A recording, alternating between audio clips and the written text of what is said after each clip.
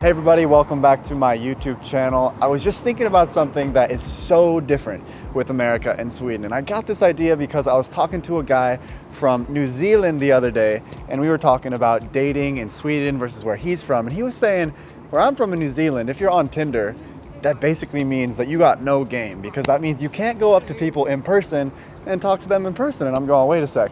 I kind of had that same sort of feeling in the US. Like when Tinder first came out, I was like, all right, dating apps, it's kind of like you're online, you don't want to talk to people in person. But now being in Sweden, if you don't have Tinder and you're single, it's like very, very hard to meet people, because being in Sweden, people don't really approach strangers on the street as often. It's sort of weird. Like if there's a group of girls, like of course, a lot of times they're happy to talk to you, but it's so much more uncommon, and it's so like socially acceptable to like be on dating apps and stuff. And I think it's becoming more and more common, of course, in the other countries as well, but definitely a difference to think about. So as I was thinking about all of these kinds of things, it made me reflect a little bit deeper on like the cultural differences in the US and Sweden. And actually on my podcast that I do with my buddy Frederick, we made a video about feminism.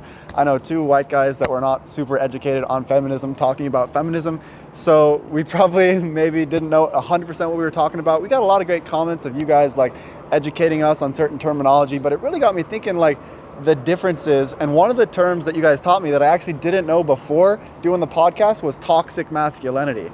And when I heard this term, I was like, I'm a guy, I'm a male. I was like, I'm not toxic. But then I actually looked at like what toxic masculinity is and like the behaviors behind it.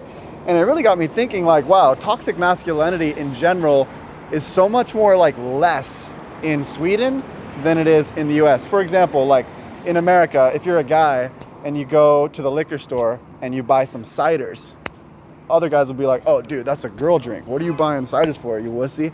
And like in Sweden, people do that all the time and they like don't even think about it. That's just like one example. Or like if you're a guy and you're in America and you're wearing pants that are like skinny jeans that are a little too tight, like, oh dude, those are like girl pants. Like, what are you wearing, bro?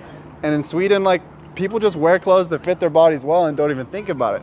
And I think like if you're in Sweden, you're not really getting that from your culture, those expectations. I think in America, people are coming a long way. I think in the whole world, people are coming a long way, evolving our mindsets of what's healthy, what it means to be a guy, what it means to be a feminist, and all those things. And living in Sweden, I've learned a lot about these concepts because Sweden is such a progressive country that's always like on the forefront, on the leading edge with some of these things.